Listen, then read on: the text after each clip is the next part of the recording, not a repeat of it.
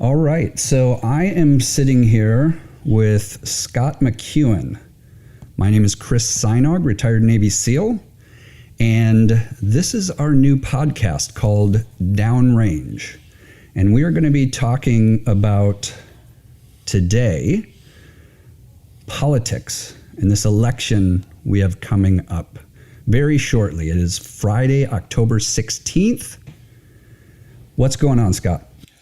You know, as we were briefly going over the state of the union, if you will, walking into this election, you know, I find it amazing the things that we're seeing I never perceived that we would see before as we speak. We have big brothers, and I say brothers as opposed to brother, at Twitter and Facebook, currently actively monitoring and redacting stories from other major newspapers, i.e. the New York Post, that have credibly, if you will, posted up materials on one of the candidates having huge collusion and basically corruption charges between him and his son relative to his time as vice president.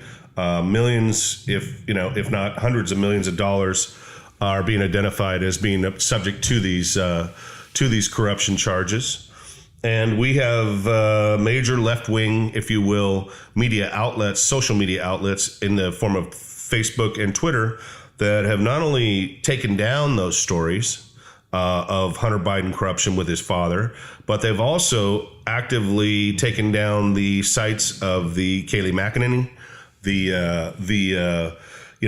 basically the press secretary for the president of the United States. They've monitored and taken down tweets and actual postings by the president of the United States. They take down my stuff on a regular basis. Not that I matter, in that realm, and your stuff. You matter. Yeah. But I mean, we are at a state of the union right now where if one was to objectively look back and look in, you would have to say that the first shot in a potential civil war has already been taken, and it's been taken on the media side. And they are trying to collectively, if you will, black out any information on the other side of this paradigm of politics that we have right now, and that would be anything conservative. So, from my perspective, it's a very dangerous thing we're witnessing right now, and it's a very dangerous point in time in American history, particularly given the violence and the other things we've seen coming out of the left in recent times past, and what I perceive to be a very, very rocky road getting through this election process. Yeah, I think it's important right now, if anybody hasn't read the book 1984, do that, read it, listen to it, and look at the correlation with what is going on in our country right now. And you talked about how the president is getting censored and, all these bigger names, but it is coming down to people like me and other conservative authors like Candace Owens. And it's not just Facebook and Twitter, it is Amazon. So I'm a best-selling author on Amazon. It's always funny when I talk with Scott, because Scott is a New York Times best-selling author. So, when you say best-selling author, I try not to have to say Amazon, just on Amazon for me. But anyways, so I came out with a new book recently, The New Rules of Marksmanship. And Amazon, I'm the publisher of the book as well as the author. So Amazon had ordered about 5,000 copies of the book from me. And then they sell it on consignment. Up until now, I've been online for about 11 years. And I have a few 100,000 followers now, which is awesome. And they've asked many times, Chris, what are your political views on this? Chris, you got to speak out against this. And I've always not done it, because I didn't want to mix those two. My meaning in life is teaching people and helping people learn, become better people, learn to live like warriors. So I've always separated the two. And we were just talking about this. The first time I put anything online political was when I spoke out against the Black Lives Matter organization. And I always like to be clear, it's against the organization, not the fact that yes, Black lives do matter. So I posted something online. Immediately after that, well, within days after that, I started getting returned books from Amazon. And they said they were just returning overstock books. They were looking at their inventory and they had too much in inventory. And I right now have hundreds and hundreds of damaged books that, they're sitting right here next to me, next to us. And Amazon there's no way they are not trying to destroy these books. Yeah. Like if you look at the condition of the books, the boxes that they come in, they have to have tried to destroy it. And to the point of the place where I pick up my mail, I have a UPS store where I get my mail. The owner of the store wrote a letter to Amazon saying in 17 years of being in the business, she has never seen, number one, boxes so damaged. Number two, coming from one place, Amazon, to one person, me and my company. And Amazon isn't just doing this to me. I thought it was a mistake, but people started telling me, Chris, they're doing this to conservative authors, and they're doing it across the board. And the big one is like Candace Owens. You can look up online, Candace Owens plus Amazon, and you'll see they are purposefully, shutting down our voice, no matter what it is. My book is on learning how to safely shoot, learning how to be a better person. But because I have conservative views, they are trying to shut that down. Mm-hmm. Well, I see in this, going back to the 1984 model, and and the brilliance of George Orwell.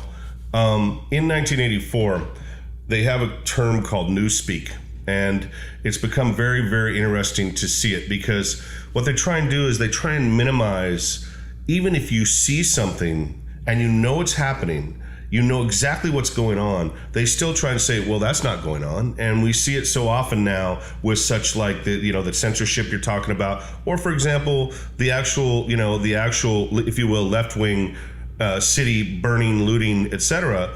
They have the audacity to say, look, I'm not being political when I say this. I'm saying they are burning and looting cities. As an organized group, these groups are going out and burning and looting major cities in the United States.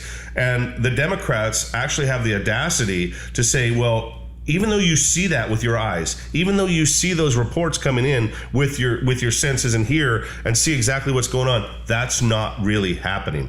And that's newspeak. That's basically where you take the truth and then you look at the people that are saying, my God, that's bad. We do not want that in our society. That is not what we want for our children. And yet they change it around and say, no, that's really not bad. That's really not happening. It's good that these people are out trying to protest what they consider to be things that are protesting subjects. And look, I don't care if you protest, and I'm not going there either. I'm not saying that I'm being political in that regard. If you're doing a safe and a sane protest, that is an American right, and that's one guaranteed by the First Amendment of the Constitution. However, you do not have the right to burn things, and you do not have the right to loot things.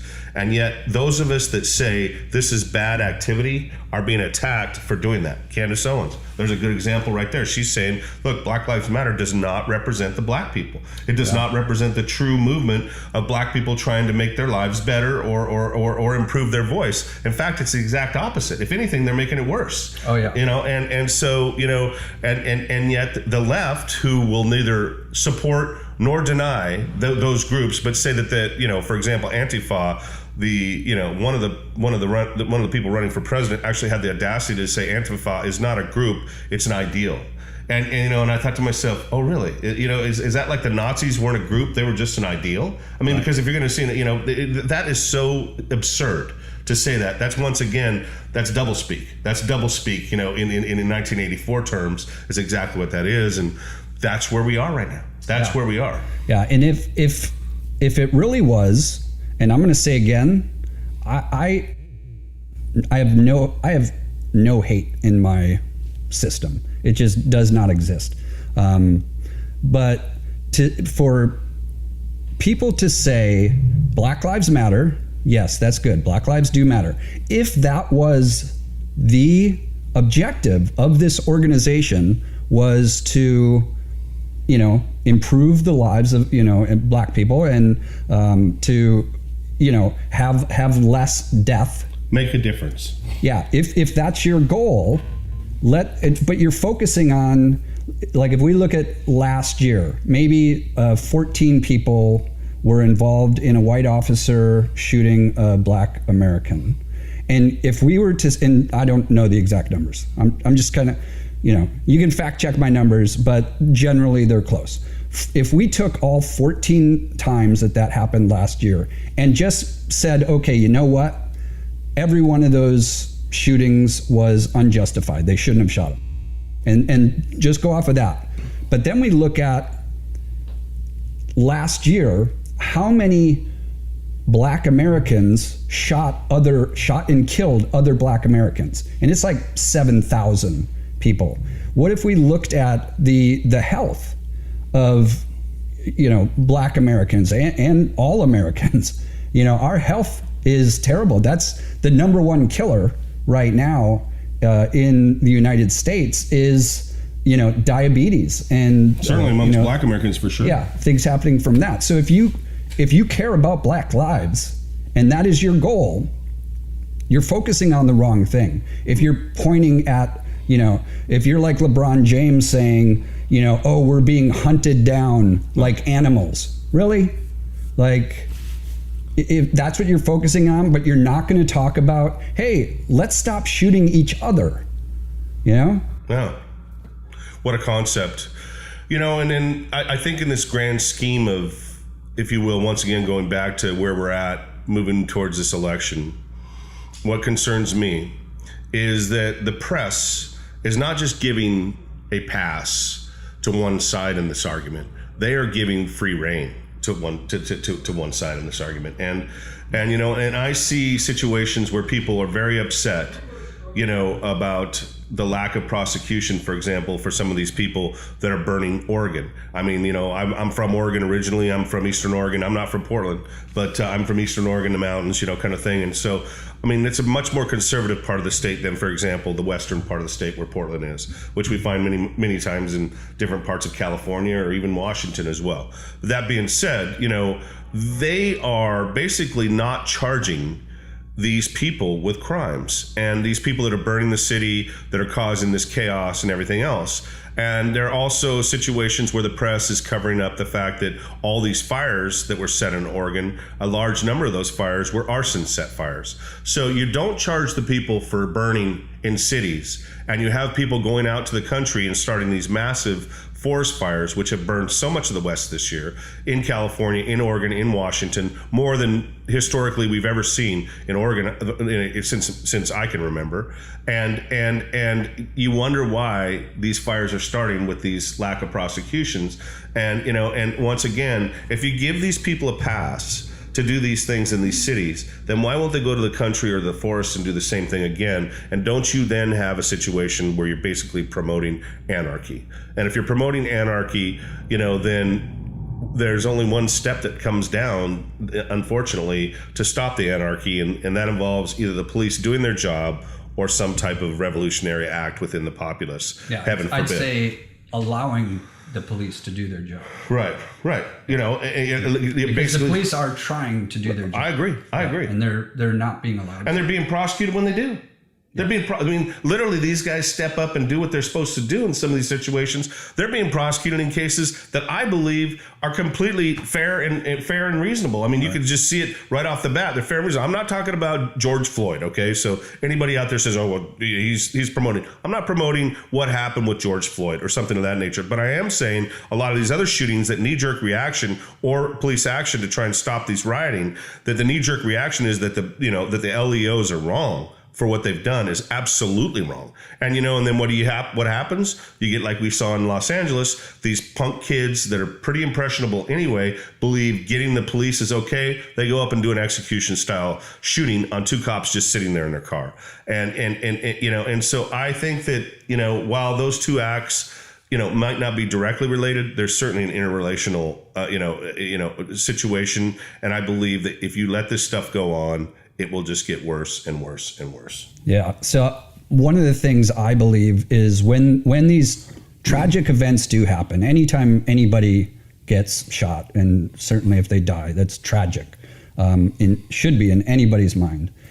But when it's instantly labeled as a racist event, and it gets that label on it, once something is labeled, it is very hard to find the truth in that, because we have what's called confirmation bias. So we are all subject to it. When I see a police shooting, I have a confirmation bias that police training can be improved. So that's the angle I look at this from. And I've been trying to put this out for years on some simple ways to improve police training. But once it's labeled as racist, we're never going to get to the point where we're going, okay, how can we fix this? Because you can't fix something that's not there. And I'm not saying there's not racists in the police department or in the world, but for you to automatically say in every one of these shootings instantly that it's racially motivated, you have to believe that every law enforcement officer in our great nation are racist. Like that's your only it's just absurd thing you could conclusion. possibly say. Right. And that's silly. And again, I would bet there are racist people. There's racist people everywhere, but it's certainly that is not the majority. And I've worked with law enforcement and trained law enforcement. I have many very good friends in law enforcement, and they all are just like me, like not racist at all. We hate racists, and it's just crazy the world we're living in. And if this continues, and if the left and their long arms of the media continue to suppress the truth, like one thing I just had censored for the first time on Facebook, a post that I put up, and yes, it might have been a controversial post, and it was about the CIA whistleblower coming out with the whole Benghazi thing, and apparently he's got thousands of pages of documents and recordings and showing who said what and did what, but he just came out with it. And as soon as he came out with it, I posted a link to it, and it was just a link saying there wasn't even any facts in it. It was the fact of this guy saying, hey, I'm getting ready to put out this information. That was it. But it got fact checked by Facebook. So I looked up who does this, who are these all-knowing, these all-knowing fact checkers? Like if these fact checkers check it, then that means that is the only truth in the land. So Big Brother fact checks it. So I'm like, okay, who is this? So I looked up, and Facebook has guidelines that, they use a third-party group that's called like the International Fact-Checking Organization or whatever. And then you go to Wikipedia and okay, who is in this group? Look at the list of people in this group. And it's all left-wing media organizations that are fact-checking. And so I posted on there, and we'll see who replies to it, because I'd love to see, has any left-leaning post on Facebook or Twitter ever been fact-checked, ever been suppressed? You talk about George Floyd and these things that were put out initially when these tragic events happened, that now we know are completely false. This gentleman was on his way to church. He's a hero, and blah blah blah. None of that gets checked. It doesn't get taken down. But if it's at all goes against the narrative that the left wants to put out, then it's just they have free reign. I'm getting back to the original 1984, if you will, thesis. That's what Big Brother always does. Big Brother must not only redo the facts that they used to report in a different way before, but they must also censor that which is anyway disagreeing with their vision of the truth. And so, that's the real danger, is once you get to the point where anything but their version of the truth will be censored and will be taken down, then you do have 1984. That's really the whole concept, is because there is nothing in the realm of public knowledge but that which the state wants you to hear. And that's a very dangerous point in time in any society. And, ladies and gentlemen, I really believe we are approaching that point right now. And I think this next election is going to have some very, very scary circumstances, if in fact it goes in a certain way. And I just, I think that, the state of the United States right now is relatively incendiary. I'm not saying there's gasoline been poured around, but I'm saying there is definitely some flammable devices laying around the country right now that I think a spark could put us in a very bad position in a very quick fashion. And I just don't want to see that for my kids. I don't want to see us go through that as a nation, because, it's a scary proposition, but I believe the left has already moved us in that direction by virtue of the fact that now you can't even get information out that is the truth. That is the truth. Yeah. And if this happens, Americans, the whole world needs to realize this. If this happens, we are all going to be enslaved. Yeah. If you can't speak your truth, that is enslavement. That's enslavement of your mind. And I was talking to you about this earlier, but the etymology of the word liberal, and please look this up, because fact checkers. Yeah, fact checkers. Fact checkers, look this up. The etymology of the word liberal. The word came from ancient Rome, when you were either a slave or you were a liberal, which a liberal means free man. Sounds great. So, but free man means that you have the time to write, do poetry, paint, philosophy, the liberal arts, which is great. But the reason you're able to do that is because you have people enslaved doing the work for you.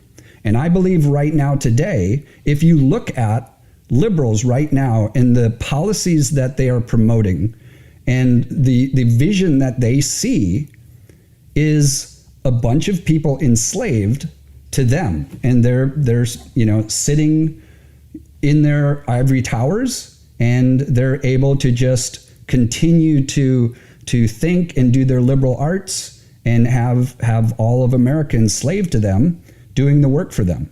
Candace would definitely agree with you, Owens.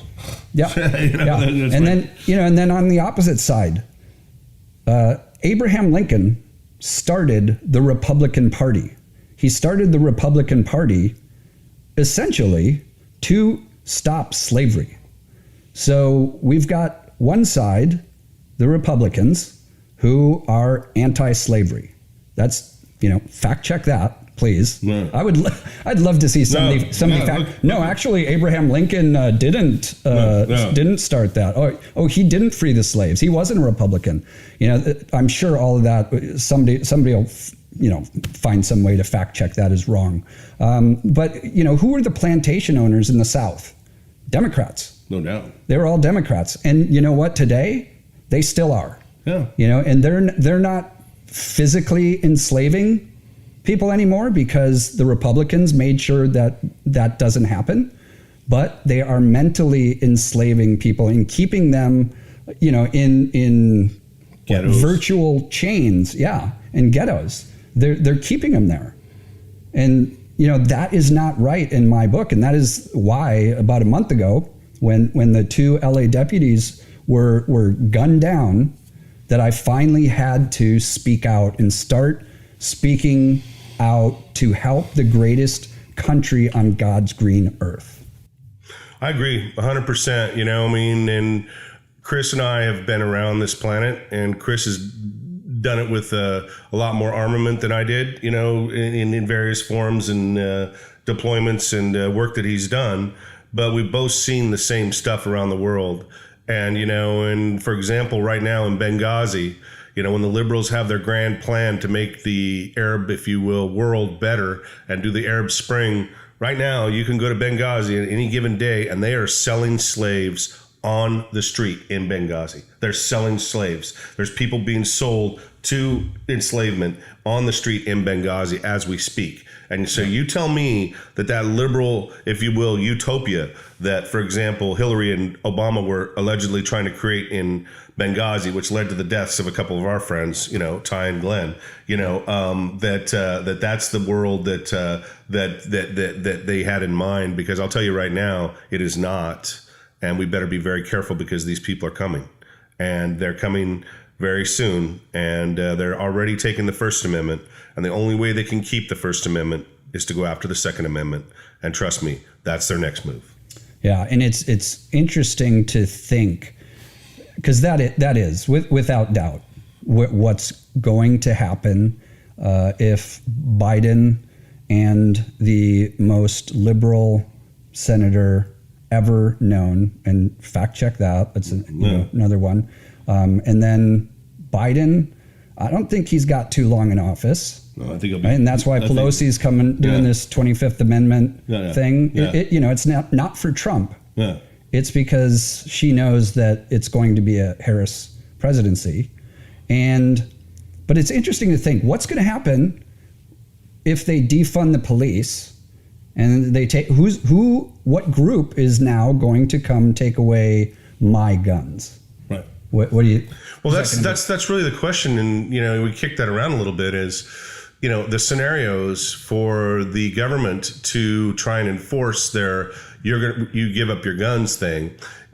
Economically, they're going to try and do that by saying you're no longer going to get benefits, or you no longer can use your food card or whatever else they might want to impose on a certain sector of the society. But there's a certain group out there, such as myself and you, that have never taken a dime from the government ever, other than work that you did with the military. No, even this stimulus package that came out, and I was getting notices from the IRS and like, hey, you own a business, I own two businesses. They're like, fill out this form, you get free money. No. I wouldn't do it. Right. And they sent to my family. They sent a check, and no, I'm not going to send it back. I don't. Right. No. I don't hate money that much, but right. No, I get it. It's like I'm not going to go. Hey, yeah, I'm. Right. Give me free money. No. That's it. But they will have to economically do it if they know what they've got, and then second of all, to actually take them. What are they going to do? Call up Antifa? Is that going to be their enforcement arm? Because I don't think the National Guard, and I know these sheriffs, they're not going to do it. These sheriffs, I don't think they're going to step over that line, if for no other reason, self-preservation. But beyond that, a lot of these guys are every bit as patriotic as we are, if not more. But they're going to want to take away law enforcement. Right. So under their world vision of everything, being perfect. They're in their perfect world. There are no guns. There's no police because we don't need police. Right. If there's no guns, we don't need police. Right. And it's just going to be magical, and it's going to be no more unicorns crime. And rainbows everywhere. Yeah. And so let's say that's going to be their first move. Let's defund the police. That's what they've said they want to do. So we've got no law enforcement in the United States. Right. Like who's coming to take my gun? Well, that's exactly it. I mean, the only other body, if you will, that exists that could potentially do that job would be the military. And I don't think the military is going to follow that order. And so you're really going to have a situation where you have a potential of military saying to them, no. Now, are there some generals within that military that would be offered certain things by an administration to give that order? Definitely. But I think when you get in your officer corps down to your lower echelon, if you will, officer corps, and obviously your chiefs and the guys that actually run, and your sergeants that actually run the military, I don't think it's going to happen. So I just don't think that they will make that move against American citizens under those circumstances. So if we're at that, if it comes to that point, God forbid, And we find ourselves at that point. Are we now looking at a civil war? I see no doubt. I see no, unfortunately, I see it devolving to the point where, it would be, a very, very dangerous point in our country's history. And I think there would potentially be kinetic activity from different sides on this issue. And and I think it's a very dangerous, situation if that ever got to that. But I think it has to be looked at this point in time that might be their plan. Yeah, and I would say even if our fact checkers would go back and look at what led up to the first Civil War, what were the things that were happening in the U.S. that, pre-Civil War, and then look at what's happening right now, not after the election, not after January 20th of 2021, with a potential transfer of power. But what is happening right now? You talk about, kinetic activities happening, and very, very clearly, but as you said also, this is trying to be suppressed. Oh no, there aren't people burning down buildings and shooting people. And, yeah, they're already started it. I mean, really. If you look at it realistically, when you take certain sectors of a city and burn them to the ground, that is civil war. And, and the government says we're not going to do anything about it. We're going to let those parts of the city burn because we either objectively don't think that we want to do anything about it, or we're just going to let this politically play out, whatever else. If you do that as a nation, then you're basically fomenting your own civil war by your failure to do anything to stop it. And I just think that if it happens again, say, for example, it could start on that level. Those two areas again, I'll guarantee you those people move out into the country where, let's just say, there might be a little bit more people that believe in the Second Amendment. They're not going to put up with that. They're not going to put up with that. Not this time. Period. And they're not going to let the government say no. I mean, you're going to have essentially what you had in Koreatown during the LA riots, that took place after the Rodney King thing. I mean, where basically the Koreans got on top of the buildings with their rifles and said, we're going to shoot you. And they did. And the police essentially said, we're not going to get in the middle of that conflict, but you're going to see Koreatown at a level I don't think this country wants to experience. I certainly don't want to see it happen, but I think it will get to a level that people will be astonished. And that will be one way you would see it, if you will, real quickly. Yeah. Well, we're going to wrap this up, but this is exactly what we are going to be talking about on this new podcast. And we are trying to make sure that we don't end up in a socialist state. And we're going to do everything we can to get the word out, to stop this suppression by the media, to stop the suppression by Amazon and Facebook and all these left-leaning organizations that are trying to keep the people they have enslaved and enslave the rest of us, enslave our minds, and keep us in bondage to them, in servitude to them. And we're going to do what we can to stop it. We're going to have guests on that can speak directly to the points we're going to be bringing up. We are hoping that people do, in fact check the things that we say. And if you see or hear anything fact check that we'd say, go ahead and fact check the fact checkers and find out who they are. We want to make sure that everybody in the United States, not just the left, has a voice in the future of our company. Yeah. Country. I just said company.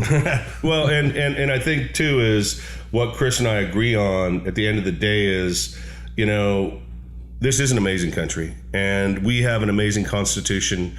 We have an amazing body of law that has developed over the last 240 years. We've got an amazing military. We've fought for our rights in multiple wars, whether you want to say that was directly what it was for or whatever. It was directly to defend the Constitution of the United States, and the Constitution is under attack, and we better check it as soon as possible.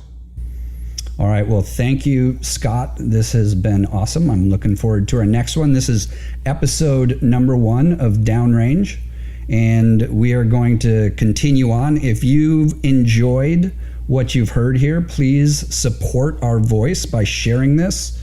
Share it wherever you can. I've got a video recording going of this. So I'm going to get it on Facebook. I'm going to get it on, and they're going to take it down. But I'll put it on YouTube. They'll probably also take it down. But when you see it, when you hear it, I'm going to put this on it's going to be a podcast. So listen to it, share it, get the word out. We want everybody's voice heard. So thanks for being with us, and we will see you on episode number 2 of Downrange. I just forgot the name of our show. We were working on names of our show. So, okay, Downrange, episode number 2 coming up next.